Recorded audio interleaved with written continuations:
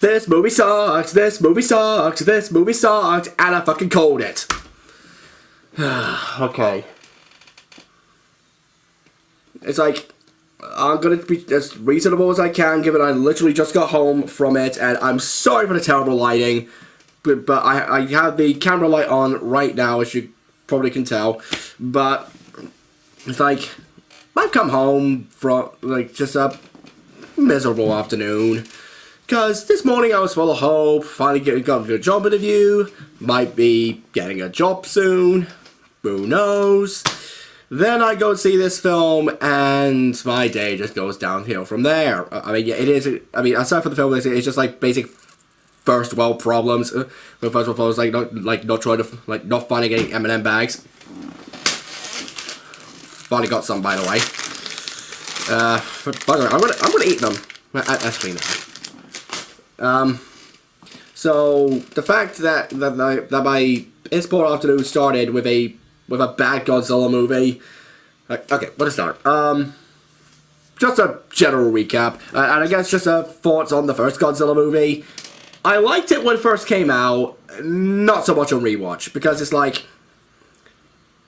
Okay, I'll say this, the best thing about the 2014 Godzilla movie, the NECA figure. Like, I'm not gonna lie, the NECA figure is legitimately cool, but only because it's Godzilla, not because of the film itself.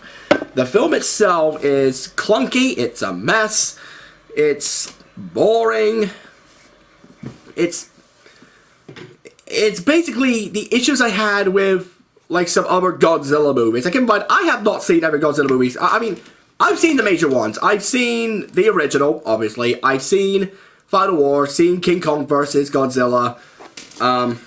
Actually, I got, like, the collection in one of these drawers down here. I've also seen Shin Godzilla. I've seen those films. And I remember seeing the English dub for Godzilla 2000 on YouTube, I think it was. Sorry if you hear noise, I had to kick some stuff away from my face. But it's like, I have a good idea of what Godzilla is like. And yes, I've also saw the Roland Emmerich movie, and yes, it is shit. I think this film is worse. But back to what I was talking about with the 2014 film.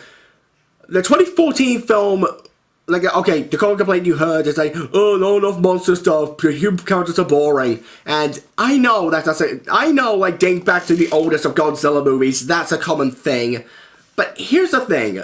Normally, the absence of Godzilla is to help us get an understanding of the human characters and the impacts that Godzilla has on them. It's not just a bunch of human drama bullshit that doesn't matter in the grand scheme of things. It's the stuff that's impacted because of the events of the film caused by Godzilla. Like, this is a staple of the first one, all the way back in 1954. So it's like, I do understand. That's the real criticism I have. It's not that the Godzilla is barely in the film, it's that the human characters we see in the 2014 film have no personality, have no stakes in the plot, and are only in the situations that they are through sheer plot contrivance. That's the problem I have. It's not just the lack of Godzilla. I could probably go through the whole movie with Godzilla only appearing like once or twice in the whole thing if the human characters are interesting, which they are not in the 2014 film. And sadly, that's a flaw that carries over to Godzilla King of the Monsters. Because that's not a confusing subtitle at all. But, okay, just summarize what happens in the film. Basically, it's been 5 years since San Francisco, which they are only now recognizing was a big disaster, and not the whole, oh, Godzilla was a hero bullshit. And what has happened since then is apparently the arrival of new monsters, like the revelation from Monarch about the existence of King Kong on Skull Island. Even though that film took place in the 30s, and it's like it's just the existence of other monsters, including another alpha monster, which of course is Ghidorah, and of course the existence of a bug titan named Mothra. Oh yeah, that's right. They don't really call it. They don't only call it Mothra after it's born. Until then, it's called Titanus Mothra, which I guess makes sense for a scientific name, but it's like, okay.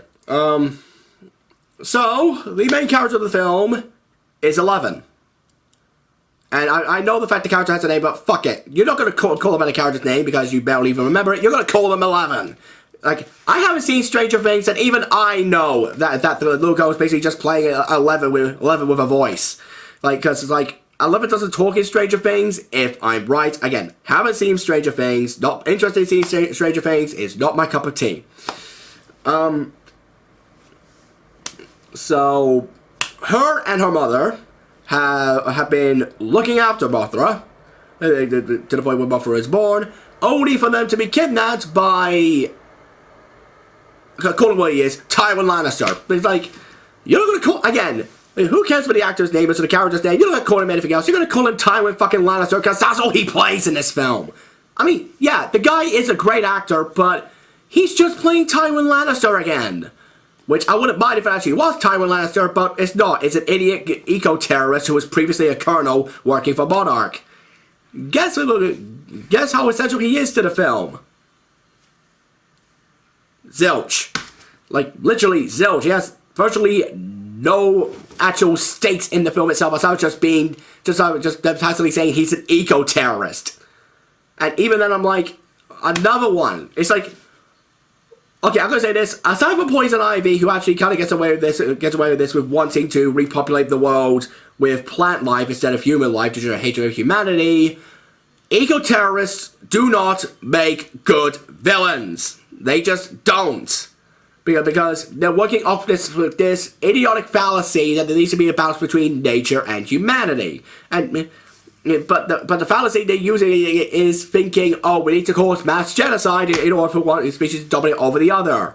Which is not how that works. And here's the thing, the genocide you're causing will have an adverse effect on the environment you're supposedly trying to protect, and I'm getting off topic here. Point is, again, aside from Poison Ivy from the comics, who's supposed to be dead now apparently, eco-terrorists do not work as villains. Because they're deluded, they're deluded and they're useless.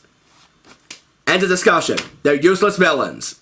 And that's what Tywin Lannister is in this film. He's a useless villain. You can replace him with CGI Grand Moff Tarkin from Star Wars Rogue One, and nothing would change.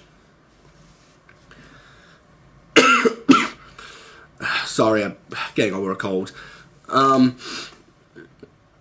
Okay, so they're kidnapped because Eleven's mom, whose name completely escapes me, but I don't fucking care.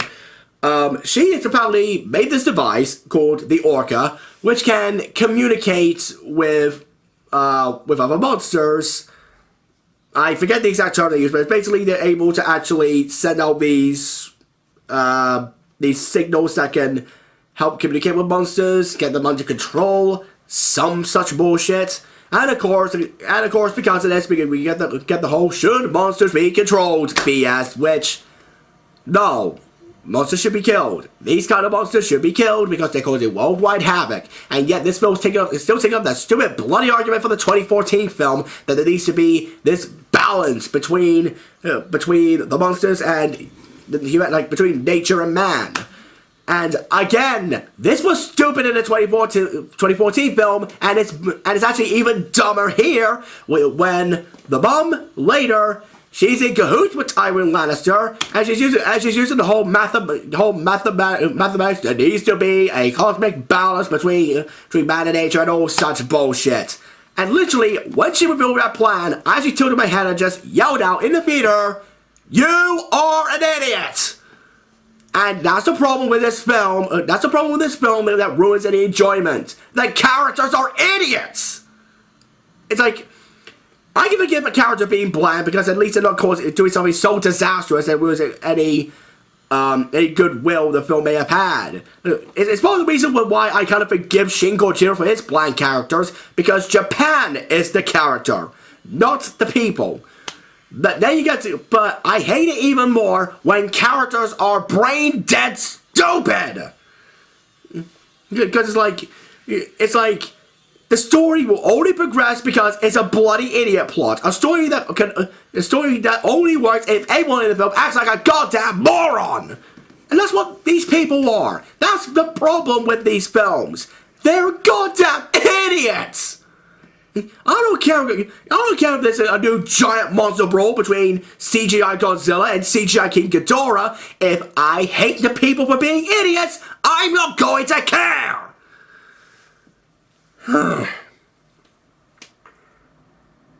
It's like, there's basically nothing else plot-wise aside from a bunch of non-sequential things like Eleven's parents being divorced because the dad was also working on the Orca thing, but they apparently split up over the death of their son in San Francisco.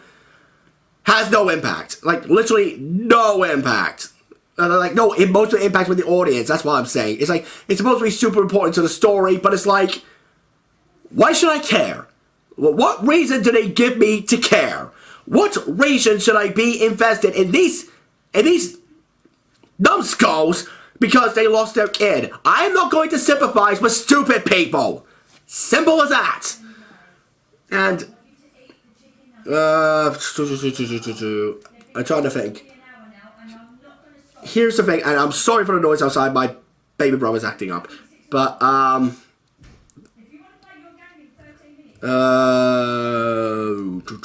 trying to think. Okay, here's the thing I will say. The visuals are really good. Better than the 2014 one because the 2014 render just was not finished. It did not look finished. It looked too rubbery, too malleable. This film at least managed to fix the visuals. I mean, the reason why people didn't notice how malleable the visuals were in the 2014 one was because they darkened everything to the point where you couldn't make out details clearly, even for someone who has excellent vision like me. So it's like, in this film, the visuals are only fixed up, you can actually see the monsters, and the effects on them, they're not top-notch, but they are pretty good. Especially with like King Ghidorah when he's revealed. Like, I do like the reveal of the monsters, like the reveal of Ghidorah like rising up from when he's broken out of the ice, and when Godzilla is like slowly but methodically moving towards this underwater base, and even like Rodan rising up from a volcano, or Mothra like spreading out her wings in a waterfall. It is visual eye. It is like very good eye candy. It is beautiful to look at, and like in those scenes I was like, okay, that is fucking cool. But again, the problem comes down to the fact that we're left with characters who are either blindly insignificant or amazingly stupid. And again, I do not sympathize with idiots because their actions can ruin someone's perception of the story. It's like these characters constantly make the dumb decision. Like, okay, there's a scene with like when Rodan first appears in Mexico, rises up from the volcano, and it's like they're trying to get away from Rodan, even though Rodan's like basically spinning around and taking planes out of the sky. And there is admittedly kind of a funny visual where a guy tries to eject him from a broken plane only to get eaten by Rodan immediately.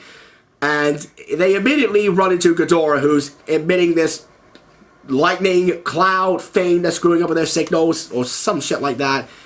And then he just takes Rodan down, and he falls into submission to Ghidorah. Only for Godzilla to turn up. Oh yeah, there's too many times where Godzilla just conveniently turns up to kick the shit out of Ghidorah because the plot demands it. And suddenly they get like this call from the general guy from the first film. You're not going to remember his name. He's just the general guy. And they revealed we've lost a new weapon at him. The oxygen destroyer. Where the fuck did they make that? Like, where the fuck did they even make that?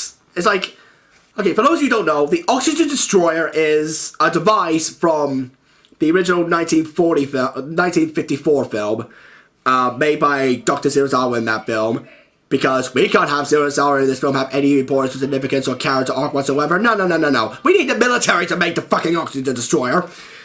And again, apologies for the noise outside. trying to think. It's like in the 54 film, the Oxygen Destroyer was made by Serizawa, and he was originally making it for scientific research, but when he discovered it could be weaponized to turn any water into a corrosive, he was like, no, I have to hide this from the world. No one can see this. And it's like, he actually died when he had no choice but to weaponize the Oxygen Destroyer to, well, destroy Godzilla, the original Godzilla, because every Godzilla we see after the 54 film, they're not the original. The original one is dead. And yeah, there were creatures made by the Oxygen Destroyer, which resulted in the creation of Destroyer in Godzilla vs. Destroyer.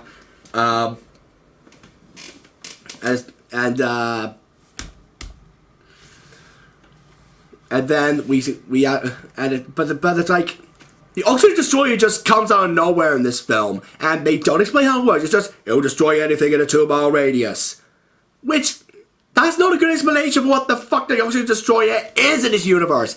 Is it a reverse? Is it kind of like a nuke? Does it work similarly to the original Oxygen Destroyer? We don't know. They don't explain it, which is ironic given that pretty much all the dialogue in this film is nothing but exposition. But they just come up with this random plot MacGuffin that otherwise adds nothing to the film. They could replace it with a goddamn nuke, and the result would be the same. And it's like, you get nothing from this little Easter egg from the Oxygen Destroyer. Because it's like, it doesn't even do the job it's supposed to. It already mortally wounds Godzilla, but he heals up later anyway. And it does nothing to Ghidorah. In fact, we see Ghidorah, like, at one point, one of Ghidorah's heads has been taken clean off by Godzilla. It just grows back. Like, literally just grows back like a snake. So, it's like, what was even the point? What was the point of having the Oxygen Destroyer in the movie? It would have had, like, a nuke would have had the exact same effect.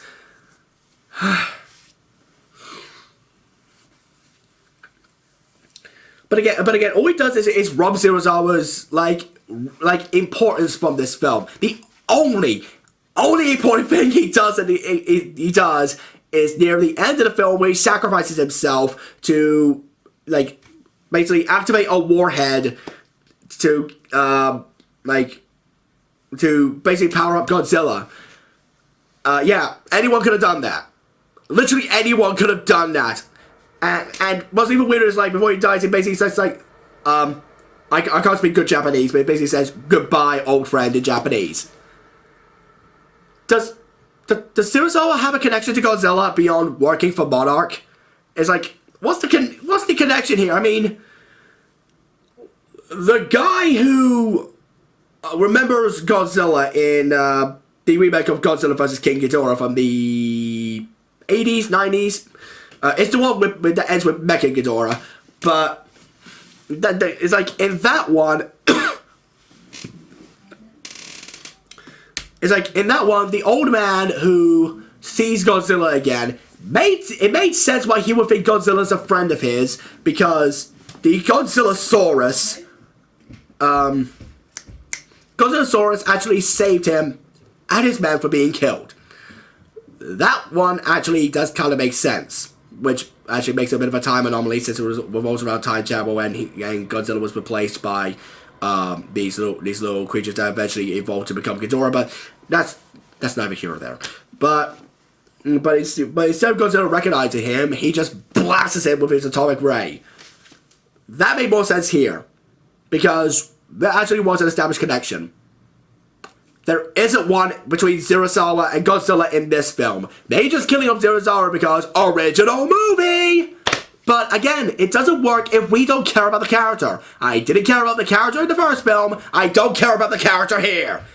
Like, his British sidekick gets killed halfway through the movie. I was like, oh, she's dead. It's like, no impact. Nothing. It's like she dies at one point and it has zero impact on the plot. She's just replaced with this Asian scientist who is essentially the same bloody character. She's just a scientist who says sciencey things for the sake of science. That's all she bloomin' is. And if I about it, this had a cool concept as well. It's like, the monsters are rising up, they're spreading across the world, there's a battle of dominance between Ghidorah and Godzilla. It's like the alpha male of who will rule over the monsters. They do nothing with it! Nothing! There's monsters all around the world. They have no impact on the scene itself, or the film itself. It's like, the monsters we don't recognize aside from Rodan, and I think a reused concept art design for one of the Mutos. So by the end, you're left asking, what was even the point? It's like, what was even the point of introducing another 17 monsters, including Ghidorah, Rodan, and Mothra? Like, what was the point of all these other monsters when you do nothing with them? I mean, we've just seen some news that they destroy some cities, but unless the characters are actually part of the scene and trying to survive, and if we actually care about the characters, it doesn't matter. It doesn't bloody matter. So, yeah, I don't like King of the Monsters. I just don't like King of the Monsters. I think it's shit. I actually summed this up in a Facebook post. If I can actually bring it up, because I don't remember it word for word. If I can find it. Okay. Thoughts on Godzilla, King of the Monsters, using emoji. Fuck this shit emoji. Like, seriously, that's literally what it is. It's just a couple of emojis saying, fuck this shit. Because that's what this is. This film's shit. It's like, I can't think of any other word to describe it other than just shit. And to be honest, I knew it was going to be disappointing, even with the admittedly beautiful, the trailers was legitimately beautiful, with like the image of Mothra spreading her wings in the waterfall. Again, I'll give the film this. The visuals are improved. I do like the fight scenes. But arguably the most important element of a Godzilla film, the human elements feel so dry and so emotionless, and it feels like there's very little actual stake here. They say, oh, the monster's gonna rise up and destroy the world, but nothing feels at stake. We see a couple of destroyed cities, and that is it. We feel nothing, but I felt nothing by the end of the bloody movie. So, I wouldn't recommend King of the Monsters to a dog. I wouldn't recommend it to anybody. It's terrible. It's like my first pick for worst film of the year so far. Well, except maybe a kid like the kid who would be king. I haven't seen that film yet, but I know it's gonna be terrible. But I knew it was gonna be terrible. Can't think of really any other film that would compete with that. I know Hellboy didn't do well. I didn't see Hellboy. I just know he didn't do well. But I think this one is worse because I'm a Godzilla fan. I may not have seen every movie, but I am a Godzilla fan. Like I have this. I got a small collection of Godzilla comics, the Mecha Godzilla toy because I just like that design. A few of the Godzilla movies. I've seen enough to consider myself a fan. But this film, it felt like an insult to Godzilla fans. Simple as that. And I don't see why people would like this film. I just don't.